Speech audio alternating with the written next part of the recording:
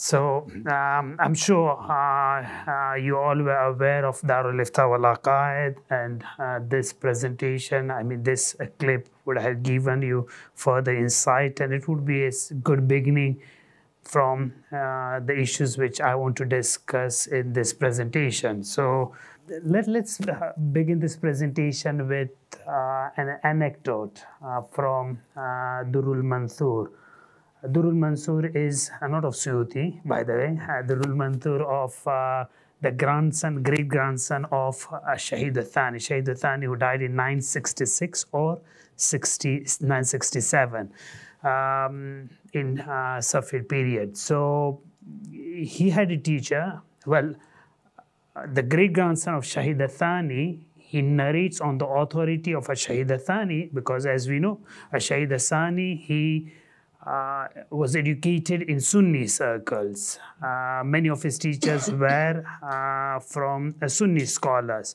So in this incident, he is mentioning that Shahid al-Thani met Abul Hasan al-Bikri, who was a Shafi'ite scholar, and this is how it works. Sa'alahu yawman fit tariq. I would not translate word by word. I would just give the gist for those who are not entirely familiar with Arabic language. I see each and everyone is, mashallah, like, you know. Anyone would like me to translate, or should I go just with Arabic?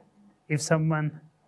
Okay, so I would just give the gist of, like, you know, translation, bits and pieces, not in its entirety. So, Sa'alahu yawman fit tariq. So, this is Shahid al-Thani. He's asking his Sunni teacher, Shafi'ite scholar, Sa'alahu yawman fit tariq, ma taquluna fi amri ha'ulai al-awam wal-ra'a alladhina la ya'rifuna shay'an min ad-dalalat al-munjiya min al-halaqat. So what's your opinion concerning like, you know, awamunat, lay people, common people, and they are not aware of those sophisticated, nuanced argument which scholars are aware.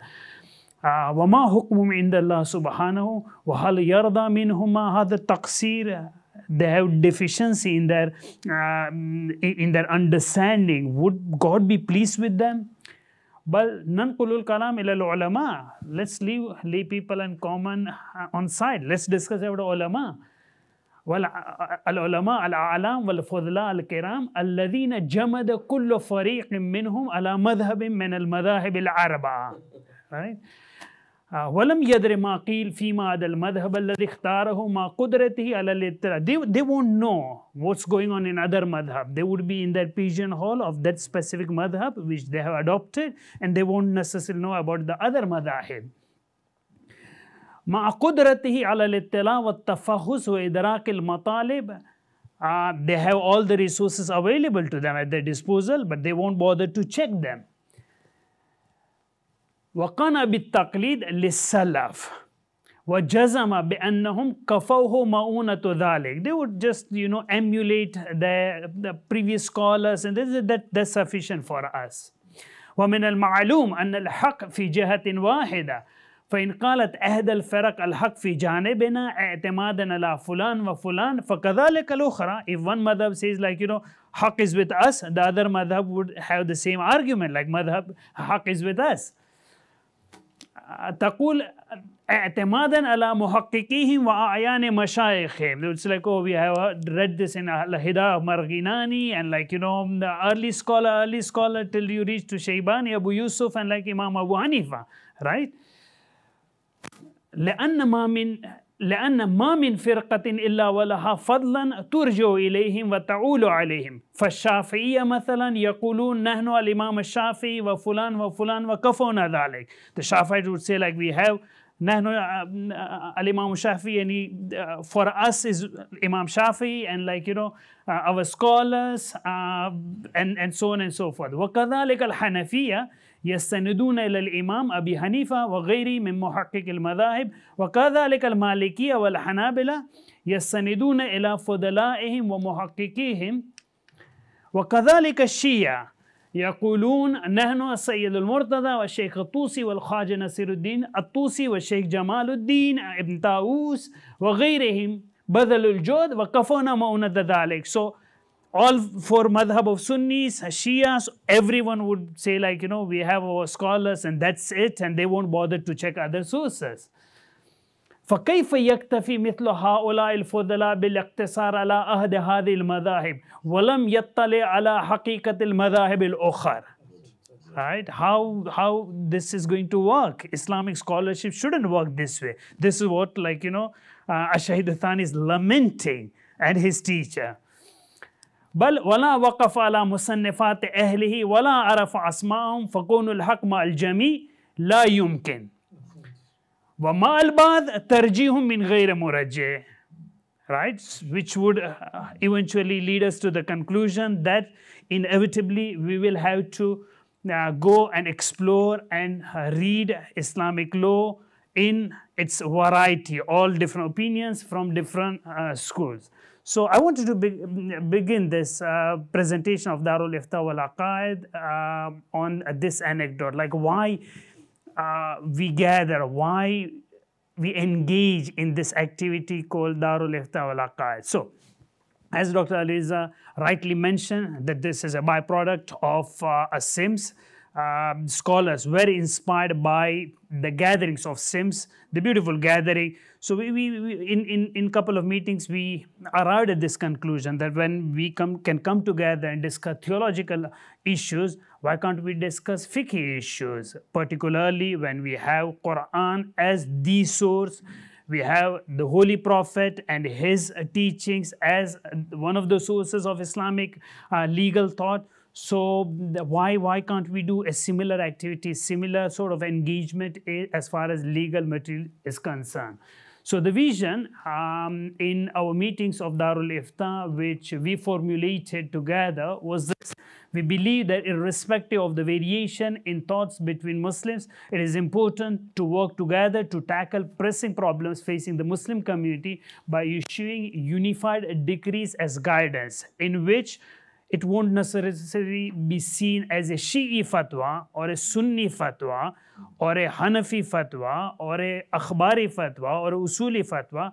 Rather, it would be seen as a statement where all the scholars, Shi'i Sunni scholars, have come together, arrived at a conclusion, and presenting to Muslim audience if they wish to consult that statement. So methodology for Darul IftāÐ wal Aqāid. Now I'm getting into a practicality of how Darul IftāÐ is functioning. So first of all, what we do is we identify the topics, and one of the purpose of this presentation is towards the end I would like to get your opinions, like which issues you think they are burning, which we could take it from you and then build on those topics and research those topics. So identifying topics, when I say topics, it's both legal as well as theological topics we take into consideration.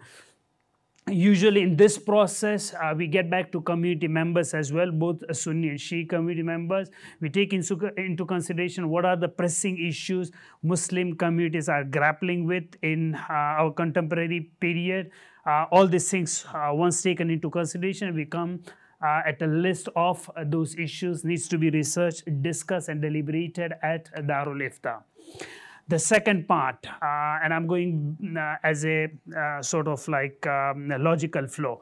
Once we identify the topic, we start researching those topics. So Darul IftāÐ is, as you would see in the website, it comprises of both Shia and Sunni scholars. And now and time and again, we are seriously thinking about expanding, having variety of opinions from all Muslim scholars and different traditions and different legal schools.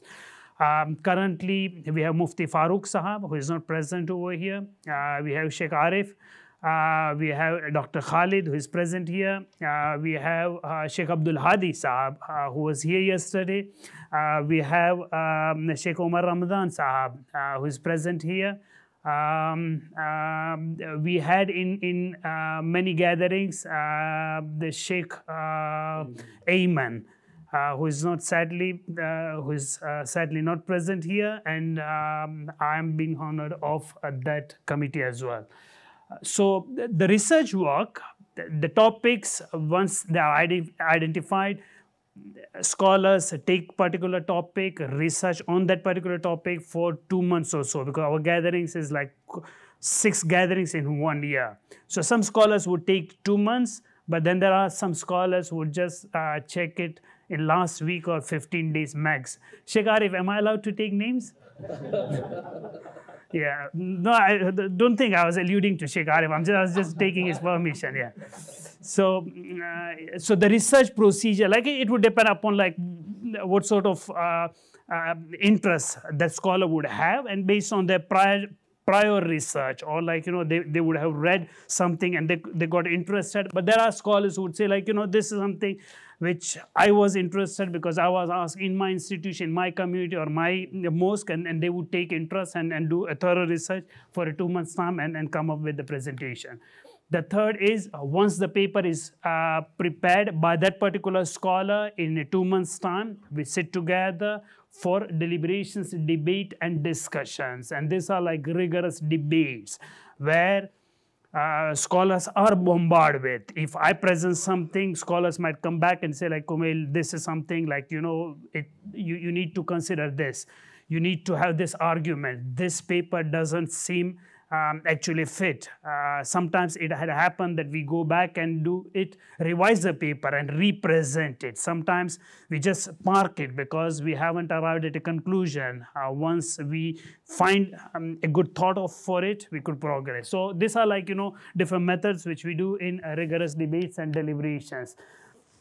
After those meetings, which I said every 2 months occurs, we prepare draft statements. So the conclusion of that research paper. So research paper would be like a five pages long, roughly 3,000 words. But the statement would be a condensed sort of version of that statement, which would be around 200 words with proper referencing. Those draft statements then would be edited by checking the primary and secondary sources, and then it would go back to the approvals of scholars, board members, for them to sign it off. If they have issues still, they could come back and say they are not comfortable, this is that they should go online, but sometimes, like, you know, we get consensus and we move forward. So that's a methodology which we adopt as far as Darul Iftāʾ wal-Aqāid is concerned, and then it goes for consumption. Just to give you an example, in 2021, so far we had 4 meetings. By the way, my board members, our next meeting is on 18th of Rabiul Awwal. Yeah. So here you could see a wide range of topics, right? We have vaccines, like, because the Muslim community always in schools, we have been asked, like, you know, this is not COVID vaccine, by the way, it's flu and nasal spray because of pork and other issues. We have copyright issues, seafood, visiting graves, adoption. I think yesterday we had this discussion. In our next meeting, we are going to discuss adoption as well. Political engagement, video, online games, addiction, waste of time, and that sort of topics which are tackled. As you could see, it's a combination of both fiqhi and non-fiqhi, theological issues as well.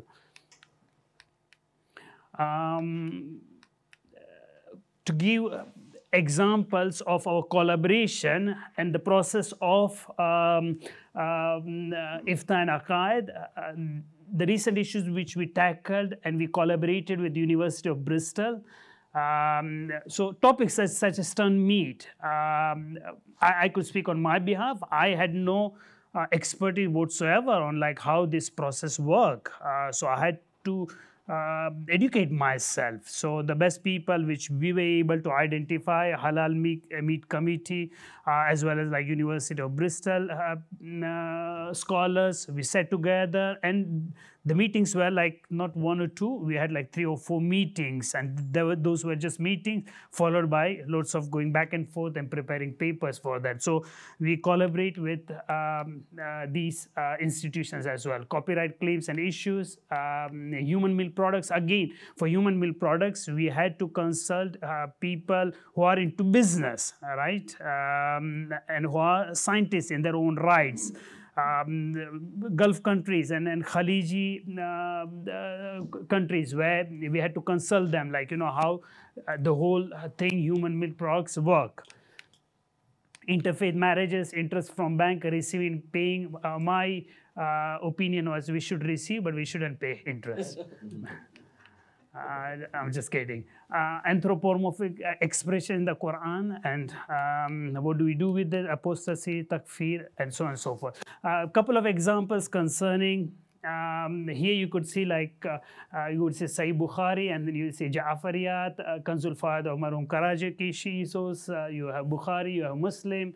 Amali of you have Sahih Muslim, you have Amali al-Murtada. So when we give references, we make sure both the schools are equally studied, examined, and discussed. This is a paper on seafood. So you see Hanafi, Shafi, Hanbalites, Malikis, Shii, Tahdib al-Ahkam, Hidayah Marghinani, Sheikh Kulaini, and so on and so forth. Again, you would say Musnad Imam Ahmad bin Hanbal, Durrul Ali, Mustadrak al-Wasail, Majmu al-Ram of Faris. So we make sure all the sources are seen to the best of our abilities and time and resources. This is the website, and I would welcome you to visit the website. So far, you would see 43 statements on the website, and that's the result of the activities which we have done so far. Needless to mention, there are many issues discussed, but either we haven't arrived at conclusion, or papers still pending because we need further deliberation on that, or it's just pending for editing stuff and providing resources and so on and so forth. But the result, as you would see the website, 43 statements are something which are already been done and dusted as in the website. So now we have roughly 50 minutes in which 40 minutes. Yeah, 40 minutes. Yeah, so for roughly 40 minutes in which we can discuss what do you think of these ideas, what are the topics which we should be discussing, your concerns, like where this would go. If you should have a statement, just to end statement. Yeah, if you could just, or methodology, if we are missing something, yeah, all those, so the floor is open.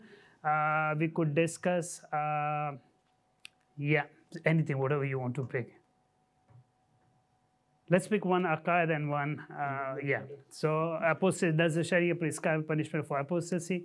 So this, and then here you have Quranic verse. Quran appreciate the intrinsic diversity with creation. Quranic verse, yeah, if you could scroll down. Yeah, and then you have Majmu al-Zawaid, Musnad Imam Ahmad, Muwatta Imam Malik, Jam al-Usul. Yeah. Okay, let's take one fiqhi example.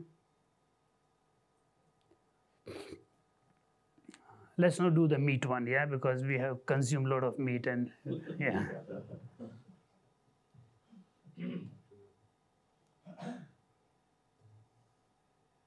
Yeah. Okay, mixed gender, yeah, we could pick. Can Muslims study at mixed gender educational institutions? We have Kulaini and Sunan ibn Majah.